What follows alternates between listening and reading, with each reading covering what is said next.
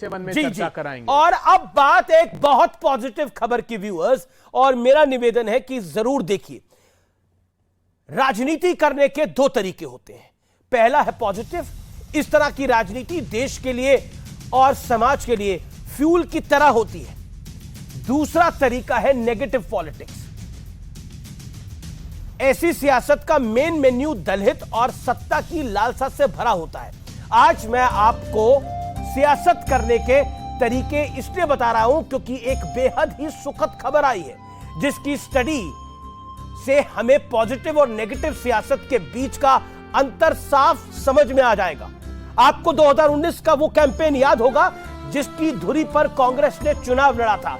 तब दावा किया गया था कि मोदी सरकार ने राफेल डील में घोटाला किया है, और सिर्फ इतना ही नहीं, यह भी आरोप लगाए गए थे कि किसी विशेष कंपनी को फायदा पहुंचाने के लिए हिंदुस्तान एरोनॉटिकल्स लिमिटेड यानी HAL को बर्बाद किया जा रहा है। व्यूअर्स, अब जो मैं आपको बताने जा रहा हूं उसे बेहद बेहद ध्यान से सुनिएगा। बीते 5 साल में HAL के शेयर्स की कीमत 5 गुना बढ़ गई है। बीते 5 साल में HAL के शेयर में 388 रुपए 70% की बढ़त दर्ज की गई है।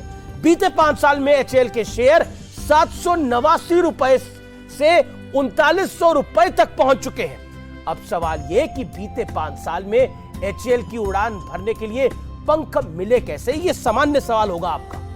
यह भी समझ लीजिए कि HAL को हाल ही में अर्जेंटीना को लाइट कॉम्बैट हेलीकॉप्टर सप्लाई करने का कॉन्ट्रैक्ट मिला है। इतना ही नहीं, Malaysia, Australia, Egypt, Indonesia, Philippines ने भी HAL के हेलीकॉप्टर्स और फाइटर जेट्स में दिलचस्पी दिखाई है।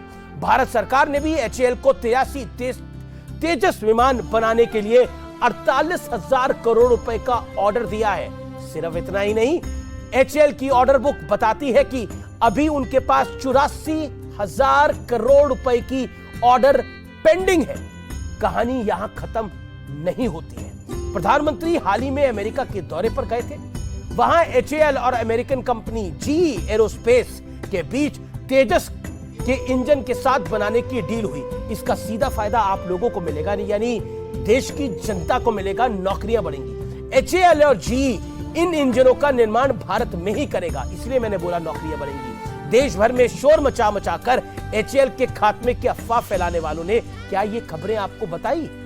क्या उनमें से किसी ने बताया कि कैसे HAL डिफेंस सेक्टर का एक बड़ा नाम बनता जा रहा है? क्या किसी ने आपको बताया वो भारत जो एक वक्त रक्षा सौदों के लिए दुनिया भर पर निर्भर रहता था, जिसमें दलाली भी होती थी, जिसमें करप्शन होती थी, और उस करप्शन की वजह से भारतीय सेना को इक्विपमेंट नहीं मिल पाते थे, हेलीकॉप्टर नहीं मिल पाते थे, वो अब इस सेक्टर का एक्सपोर्टर बनता जा रहा है। भारत करीब 85 देशों को हथियार बेच रहा है। ये बड़ी सुखद खबर है। बीते 7 सालों में रक्षा निर्यात में 10 गुना का इजाफा हुआ है। ये कोई छोटी बात नहीं है हमारे जैसे मुल्क के लिए। वित्त वर्ष 2022-2023 में रक्षा उत्पादन ने पहली बार 1 लाख करोड़ रुपए का आंकड़े को पार कर लिया है। भारत अब ऐसे 928 रक्षा प्रोडक्ट्स को देश में ही बनाएगा, यानी देश में नौकरी, यानी देश की खुशहाली। जिन्हें पहले आयात किया जाता था, यानी पैसा वो बाहर जाता था। मेक इन इंडिया का कितना मजाक उड़ाया गया इस देश में। मेक इन इंडिया के मजाक उड़ाने वालों ने क्या कभी आपको यह सच बताया कि आत्मनिर्भर भारत को शिगुफा बताने वाले इन फैक्ट्स को क्या कभी आपके सामने रखेंगे? जवाब है नहीं, क्योंकि फॉल्स नैरेटिव और नेगेटिव पॉलिटिक्स वाला एजेंडा ज्यादा अट्रैक्टिव होता है, उसे हेडलाइंस मिल जाती हैं, ऐसी खबरों को ज्यादा सुर्खियां मिलती है। लेकिन नकारात्मक के साथ राजनीति तो छोड़िए, आम जिंदगी जीना भी मुश्किल हो जाता है। अगर आप हमेशा नेगेटिव रहेंगे तो जीवन कैसे व्यतीत करेंगे? इसलिए आपको जीवन में भी पॉजिटिविटी चाहिए, और अगर देश में कुछ अच्छा हो रहा है, पॉजिटिव हो रहा है, तो वो खबर भी आप तक पहुंचनी चाहिए। ऐसी खबरों को आप तक पहुंचाने का जिम्मा आज मैं उठा